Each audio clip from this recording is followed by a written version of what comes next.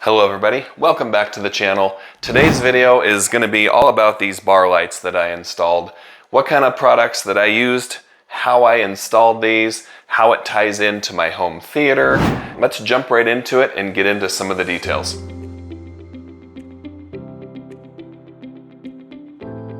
So let's start with what kind of LED lights did I use. These LED lights are from Govee, and they are the same brand that I've used through the rest of my home theater. For the lights that go around the back of the screen, I have lights that are in my ceiling track, lights that are in the subwoofer cavity behind the screen, and I wanted to keep them all the same for several reasons. A, I've had really good luck with these lights. I haven't had a single light failure out of the box. They just work. They are very easy to use. All these lights have Wi-Fi capabilities, so I can use them with various Google and Amazon assistants for voice commands. For example, I can say, Alexa, turn off the cabinet lights. Okay. And they go off. Alexa, turn off the bar lights. Alexa, turn the cabinet lights on. Okay. They just work. The functionality is great. I've had zero issues with these lights. And by continuing to keep the same brand throughout, I have one app that can control them all. One ring to rule them all. Although I'll be honest, I hardly ever use the app. If I want to turn them on or off, the voice commands are my go-to because it's so simple. I don't even have to take my phone out. I can simply control them completely with my voice. And right now it's on a scrolling mode, which is one of the features, but you can simply Alexa, turn the cabinet lights to red. Okay. Alexa, turn the cabinet lights to blue. Okay. And then they also have the remote control as another option to control them. You've got multiple options here, power, you can turn the speed up or down, the mode. There's even a music mode, which probably won't work so good here because the microphone that listens is underneath the cabinet there. You can change the color with a simple button touch. Just works very nice. You can scroll through the colors. You can even go to white. Real quick rundown of how I set this up and how I was able to span the distances between the upper cabinets is underneath the sink, I have an outlet, and then down below there where you can actually see a little strip of LED before I could get to the first cut mark, there's two strands of 4 wires. They're just extension wires for LED lights. One goes down below to this bottom run, and the other goes behind the drywall to the bottom of this left cabinet. So then the LED strip hooks with a connector, goes across, and then I have that 4 wire that goes up to the top, connects to the LED strip, runs around, then that 4 wire continues from there over to there, the LED strip makes its run, and then from the top right to the bottom right, and it makes that strip. So there's 2 separate runs, and it all starts down there under the sink. It gets its power, and then I just had to get measurements from the cabinets and place those wires behind the drywall before the drywaller showed up, and I kind of just taped them to the studs and had them poking straight out, so when they set the drywall up, those wires extended out, you know, a good 6 to 8 inches, so I had plenty of room to cut back the wire and connect my connector, which then went to the LED strip. And we'll get into all that in the installation. We'll go check that out now. Starting underneath the sink is the outlet and the 2 runs of that 4-wire LED extension cable. Here's a quick view of how the cable comes out of the wall right underneath of the upper cabinets. The lower extension cable comes out of the baseboard at the bottom of the lower cabinets. Here's a quick look at the Govee LED kit with the extension connectors that I purchased separately. To begin the install, I started on the bottom of the upper left cabinet. This was the first run of the extension cable from under the sink. I started by separating the 4 wires carefully and stripping them back in preparation for soldering.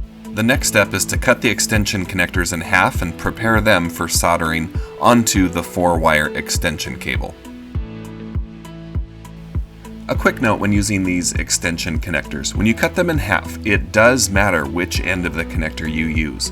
The quick connectors are labeled to match the LED strips. The 12 plus is for the black wire, and the B represents the blue wire.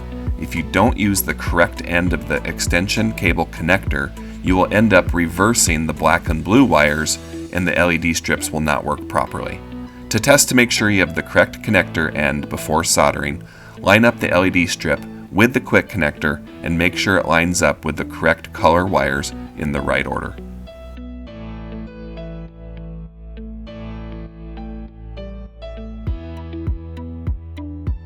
Now that you've made sure you have the correct connector end, you can solder it onto the prepared wires.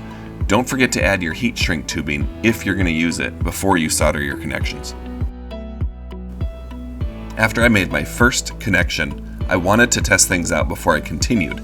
I took the first roll of LED strips and cut it at the first cut point closest to the end of the LED strips that plug into the base unit.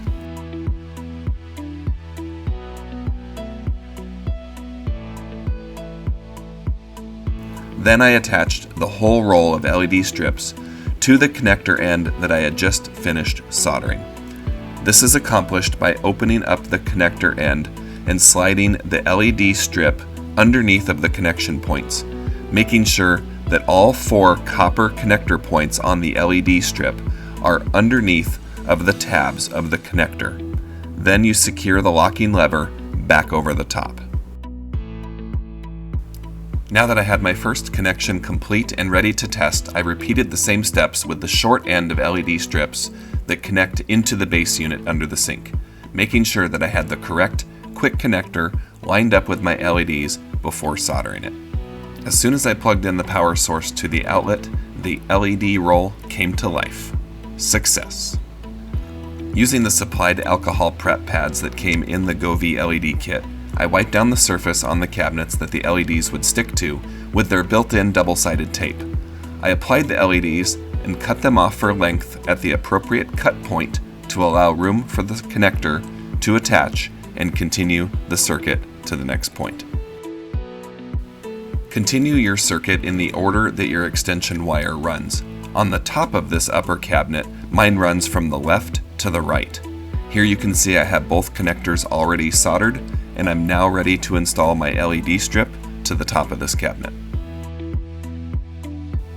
Once again, clean the surface and make sure it has time to dry before you stick your LEDs to it. Start on one end, cut your LED strips to length, attach the connectors, and now it's time to test this section out. As you can see, the test was a success. I tested each section as I went to make sure there were no problems, and if there was, I would more easily be able to diagnose where the problem might be. I continued this same process with the upper right cabinet next, continuing the circuit across the top of the cabinet from the left to the right again, and then finishing the upper cabinet circuit from the right to the left for the bottom portion of the cabinet, which is the last run of this particular circuit for both of the upper cabinets.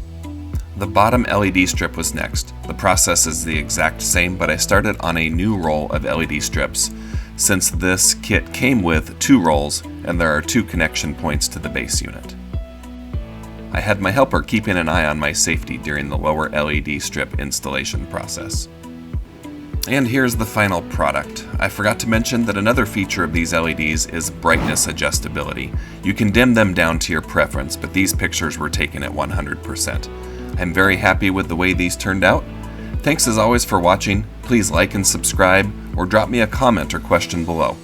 As always, we'll see you in the next one.